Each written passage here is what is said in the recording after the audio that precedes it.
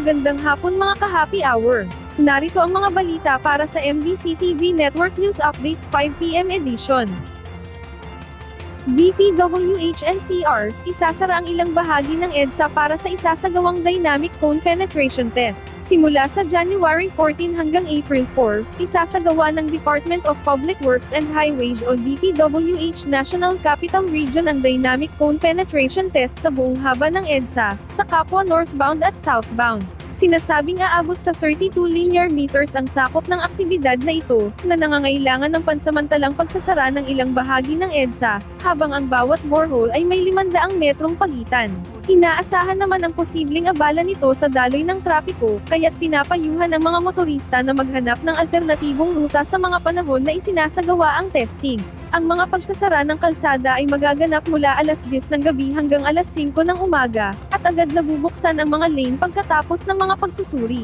Ang Dynamic Cone Penetration Test ay isang pagsusuri na ginagamit upang masukat ang lakas at kalidad ng lupa sa ilalim ng kalsada. Mahalaga ito upang matukoy ang kapasidad ng lupa na magsustento ng mabibigat na kargade at maiwasan ang posibleng pagkasira ng kalsada, na makakatulong sa pagpaplano ng mga proyektong pang-infrastruktura at pagpapabuti ng kaligtasan ng mga motorista.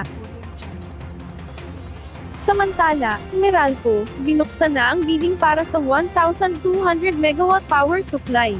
Inihayag ng Manila Electric Company na binuksan na nito ang bidding para sa 1,200 megawatts baseload requirement, sa pamamagitan ng 15-year power supply agreements. Nauna rito, naglabas ang Department of Energy ng Certificate of Conformity on the Terms of Reference para sa 15-year power supply agreement, na magkakabisa kapag naaprubahan ng Energy Regulatory Commission.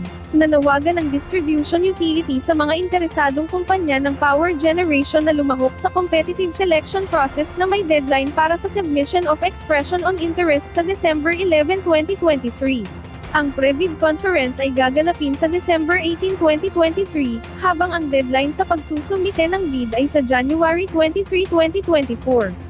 Ayon sa Meralco, ang competitive selection process na batay sa inaprubahan ng DOE na Power Supply Procurement Plan ng Meralco, ay nilayon upang matugunan ang mga kinakailangan sa kapasidad ng pamamahagi ng kuryente sa hinaharap, kabilang ang 1,000 megawatt power supply.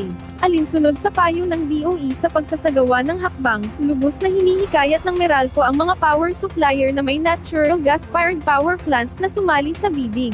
Sa ilalim ng Terms of Reference, ang mga operasyon para sa paunang 800 megawatt ay magsisimula sa December 26, 2023, na susundan ng karagdagang 200 megawatt sa February 26, 2024, at 190 sa March 26, 2024. Magsasagawa ng naturang bidding ang Meralco, upang matiyak ang patuloy na pagkakaroon ng sapat at maaasahang supply para sa mga customer sa loob ng mga franchise area nito.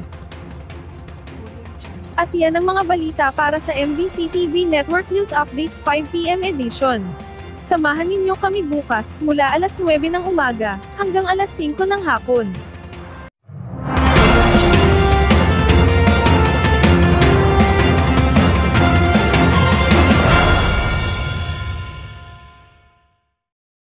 Mga ka-happy hour, kung gusto mong manood ang mga balita sa MBC TV Network News Update, mag-subscribe sa aming YouTube channel, i-like ang aming Facebook page, at i-follow sa aming TikTok account.